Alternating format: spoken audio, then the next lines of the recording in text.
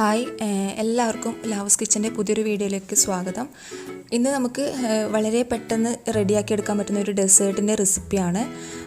വളരെ സിമ്പിളായിട്ട് നമ്മൾ തീ പോലും കത്തിക്കാതെ വളരെ എളുപ്പത്തിൽ തയ്യാറാക്കി എടുക്കാൻ പറ്റുന്ന ഒരു പുഡിങ്ങാണ്. ചെറിയ കുട്ടികൾക്ക് പോലും റെഡിയാക്കി എടുക്കാൻ പറ്റുന്നൊരു റെസിപ്പിയാണ്.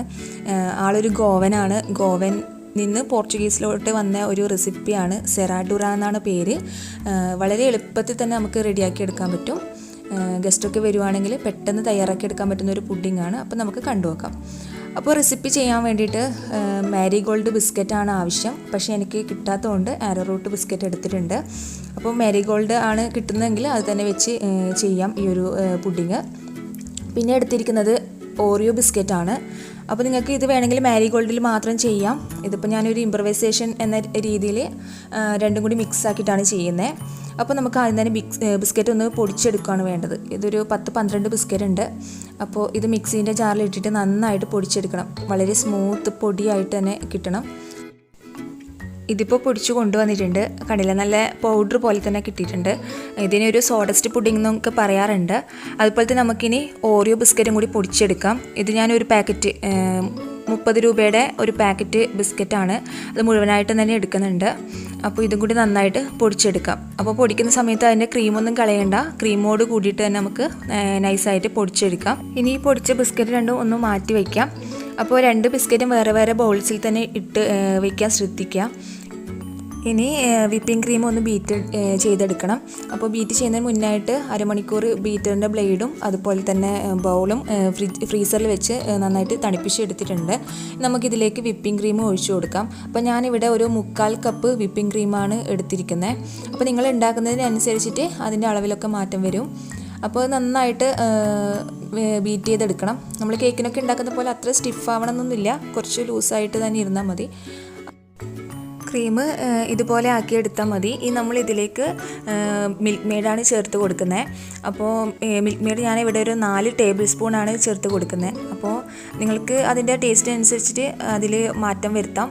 അപ്പോൾ വീട്ടിൽ എങ്ങനെയാണ് ഹോം മെയ്ഡായിട്ട് മിൽക്ക് മെയ്ഡ് തയ്യാറാക്കുന്ന റെസിപ്പി ഞാൻ മുന്നേ ചെയ്തിട്ടുണ്ട്.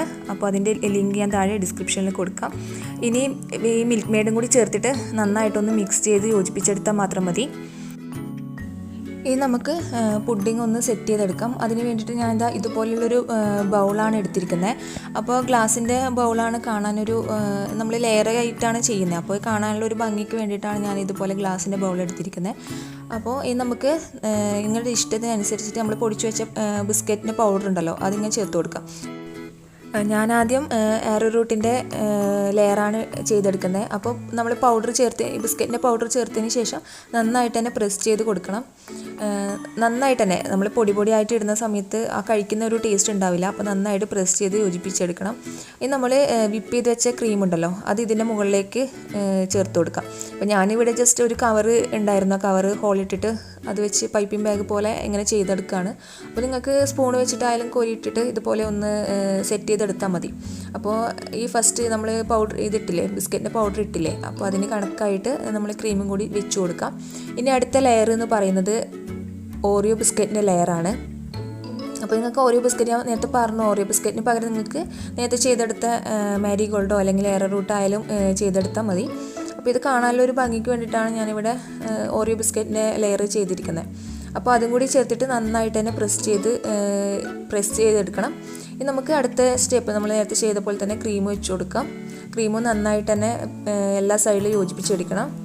ക്രീം ഞാൻ അതിനിടയിൽ ഫ്രിഡ്ജിൽ വെച്ചിട്ടുണ്ടായിരുന്നു. അപ്പോൾ കുറച്ചൊരു സ്റ്റിഫായിട്ടുണ്ടായിരുന്നു.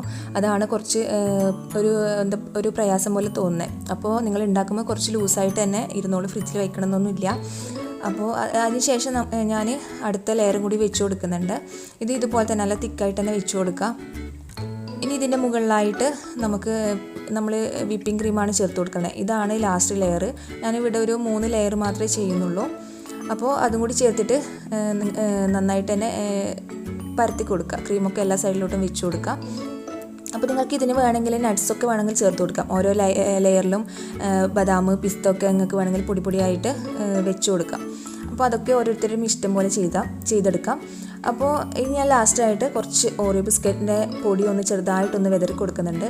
അപ്പോൾ ആ കാണാനുള്ള ഒരു ഭംഗിക്ക്, ഫോട്ടോ ഒക്കെ എടുക്കുമ്പോൾ കാണാനുള്ള ഭംഗിക്ക് വേണ്ടിയിട്ടാണ് ചെയ്തെടുക്കുന്നത്. അപ്പോൾ ഈ ലാസ്റ്റായിട്ട് നടുക്കൊരു ചെറിയുടെ പീസ് വെച്ച് കൊടുക്കുന്നുണ്ട്.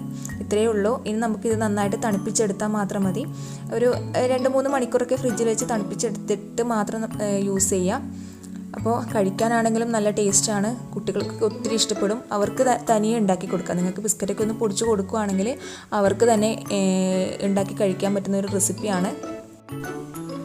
ഒരു ബൗളിൽ ചെയ്തെടുക്കുന്ന സമയത്ത് ഞാൻ കുറച്ച് ബ്ലൂ കളർ ചേർത്തിട്ടുണ്ടായിരുന്നു, ലൈറ്റായിട്ട് ഒരു ബ്ലൂ കളർ ചേർത്തിട്ടുണ്ടായിരുന്നു.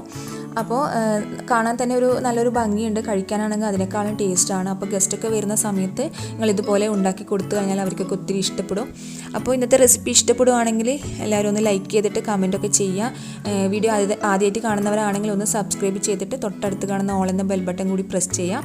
അപ്പോൾ നമുക്ക് അടുത്ത റെസിപ്പിയുമായി കാണുന്നത് വരെ നന്ദി, നമസ്കാരം.